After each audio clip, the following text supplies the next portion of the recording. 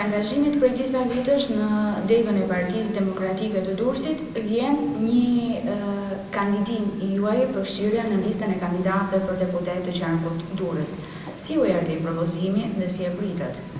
Përshëndetje, faleminderit për ftesën dhe mundësinë e prezantimit. Jam Blerina Reçi, Xhakolli mbi emrin im i vajzërisë. Vi nga fusha akademike, profesioni im është pedagoge, pranë Fakultetit të Edukimit, Universitetit Aleksandër Mojsiu Durrës, ku drejtoj dhe departamentin e psikologjisë. Angazhimi im ka disa vite në Partinë Demokratike dhe konkretisht vitet e fundit me drejtimin e departamentit të arsimit.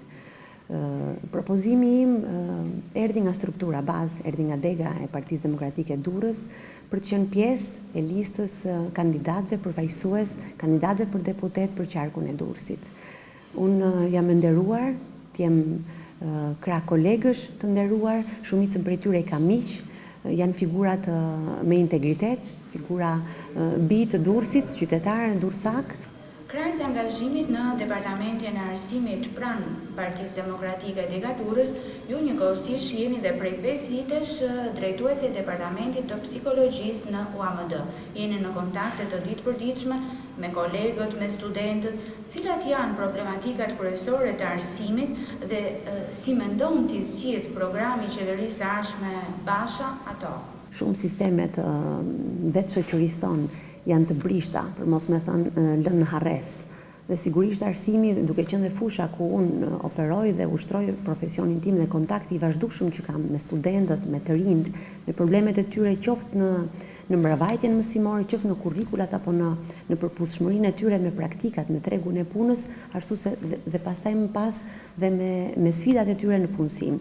Do thoja ato që do jeshin më të rëndësishme për të listuar në problemet që has realisht arsimi ynë, si para universitar dhe ai pas universitar dhe universitar, janë meritokracia, korrupsioni, infrastruktura dhe grantet apo fuqizimi i kërkimit shkencor, janë potencialisht të realizueshme dhe unë besoj realisht në këtë programi ynë që do t'i realizojmë. Programi i Partisë Demokratike e shikon arsimin si një emir publike, si një emir për individin, për shoqërinë. Dhe nga këtu nis dhe prioriteti që ka ky program dinjitoz për arsimin, për rinin, për punësimin, për të ardhmen e rinive dhe fëmijëve tanë. Arsimi si një emir publike në funksion të individit dhe të shoqërisë, duke rishikuar dhe duke rikonceptuar ligjin e arsimit të lartë, duke garantuar lirinë akademike, autonominë e universiteteve, duke rritur pagat e mësuesve, asistentëve, profesorëve, paga dinjitoze, duke lidhur praktikat, ashtu siç angazhohet Partia Demokratike me praktikat e paguara për një vit rresht për studentët ekselent, me pagën 30.000 lekë në muaj, bursat për të përfituar tarifën e plot për familjet në nevojë me të ardhura 64.000 lekë në muaj, do të kenë azerimin e tarifës studimore për fëmijët e tyre, si në bachelor dhe në master. Do të kenë përgjysmimin e tarifës studentore nëse kanë mbi 64.000 lekë. Këto janë gjërat kryesore që ndoshta janë shumë të lidhura dhe të ndërlidhura jo vetëm me arsimin, por me rinin, por dhe me punësimin. Ne kemi disa objektiva të rëndësishme ku rinin duhet të ta mbajmë këtu. Rinia duhet të punojë dhe të jetojë në vendin tonë. Prej disa ditësh jeni tashmë në fushat, në terren, si jeni ndjerë deri tani, si ju kanë pritur? Absolutisht është përfshirja në fushatën elektorale është eksperienca ime e parë, edhe pse angazhimi im ka disa vite pranë Partisë Demokratike. Ajo që shikoj tek njerëzit dhe edhe pse në kushte pandemie, kjo fushat ka një tipologji tjetër, nuk kemi më ato takimet ndoshta masive, i kemi ndoshta më të ngushta, në distancë, ndoshta edhe në ambiente të hapura. Ajo që shikoj dhe realisht është nevoja për ndryshim. Dhe ky ndryshim nuk është një rotacion, nuk është nevoja e rotacionit, është domosdoshmëri. Ndryshimi është domosdoshmëri. Janë familje realisht në kufit e mbijetesës. Janë target grupe të rëndësishme që janë lanë në harres. Dhe ky është ajo që e transmetojnë dhe ato probleme kur takojmë me njerëzit janë sa personale, aq edhe përgjithësuese. Dhe kjo është ajo që më bën më të motivuar realisht për të qenë një zë përfaqësues. Dhe ajo që ndjej jam e nderuar që jam krahas kolegëve që jemi një listë dinjitoze përfaqësuese për qytetin tonë. Dhe sigurisht dhe identifikuese. Unë shpresoj dhe jam e nderuar sikur qoftë dhe njëri nga ato bashkëbiseduesa, apo qoftë dhe një pjesë, një dursak të identifikoj tek mua vajzën e qytetit, gocën, komshien, apo kushërirën. Dhe kjo është gjëja më e mirë, më sublime që ka përfaqësimi. Dhe të jem një zë i fuqishëm për të përcjellë këto shqetësime dhe këto halle. A besoni tek rotacioni politik në këtë zgjedhje? Besoj tek ndryshimi, nuk është më rotacion, është domosdoshmëri ky ndryshim. Është një frymarrje, është një lirim për gjithë sektorët, për qytetin tonë rrallëpar, por dhe për vendin. Shumë sektor jo të lënë në harres, por me një vëmendje, me një keq menaxhim, me një keq qeverisje që ka bërë shpopullimin, plakjen e popullsisë tonë, dhe këto janë gjërat që neve janë të dhimbshme dhe na lëndojnë dhe duhet na alarmojnë. Ky është alarm, ky ndryshim që ne po kërkojmë vjen si rrjedhoje këtij alarmi që e kërkojmë të gjithë, e kërkojmë ndoshta fshehurazi, e kërkojmë dhe ato që janë të ndjehen të kërcënuar për vendin e punës, dhe ky është një realitet i dhimbshëm. Në këto vite demokracie ne jemi në këto situata intimiduese apo friksuese për elektoratin. Për ta lënë pak më një anë politikën dhe për të përqendruar tek Blerina, thamë që jeni kandidate për deputete, jeni drejtuese e departamentit të psikologjisë, por nga ana tjetër jeni nën, jeni bashkëshorte.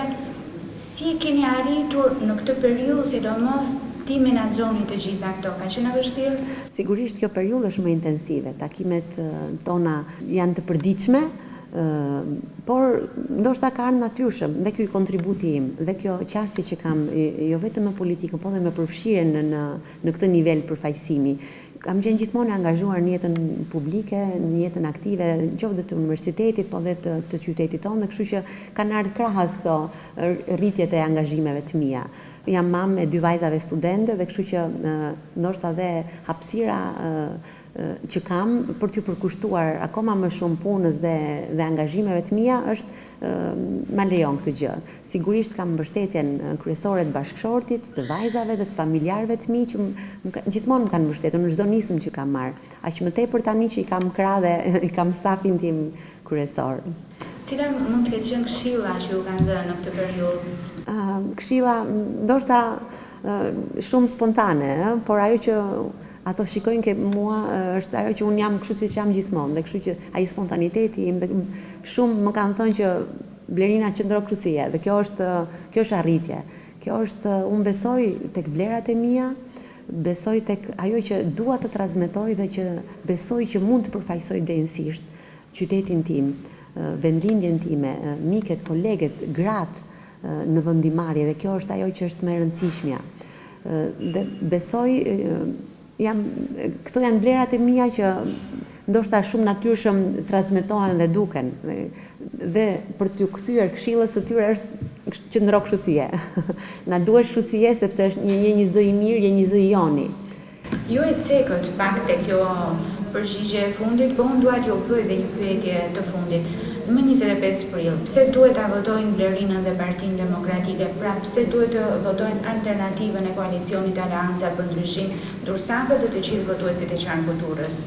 Dursakët, qytetarët dursak, gjithë shqiptarët duhet votojnë Partinë Demokratike, duhet vinë të votojnë atë ditë. Sa më shumë ne votojmë, ushtrojmë pushtetin tonë. Dhe ajo që përmendëm pak më parë, frika, intimidimi, mosbesimi deri diku dhe zhgënjimet nga partitë apo nga qeverisjet e keq menaxhuara, nga keq qeverisjet, nuk duhet na ndalojnë ne të ushtrojmë pushtetin tonë, të kemi një zë në vendimarrje.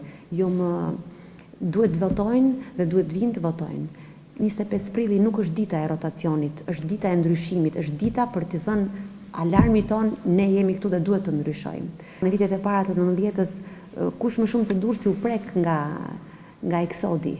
S'kishte familje që iku jashtë një person. Unë vetë, familja ime emigruam dhe u kthyem për të kontribuar tek qyteti jonë, për të zhvilluar jetën tonë profesionale në qytetin e Vendinës, dhe kjo është një ndjesi përtej përfitimit apo hapjes së bizneseve familjare, por është një vlerë shumë kontributive për të qyteti jonë. Dhe këtë nuk duhet ta urojmë fëmijëve tanë që po na hikin tani.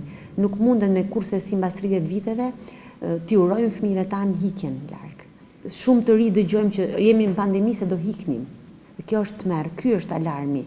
Alarmi që ne duam ndryshim, të bëjmë një të ardhme për fëmijët tanë. Me 25 prill votuesi dursak të votojnë Partinë Demokratike. Çdo vot është nder dhe respekt për ne, jemi të denjë për të përfaqësuar qytetin tonë. Ju faleminderit.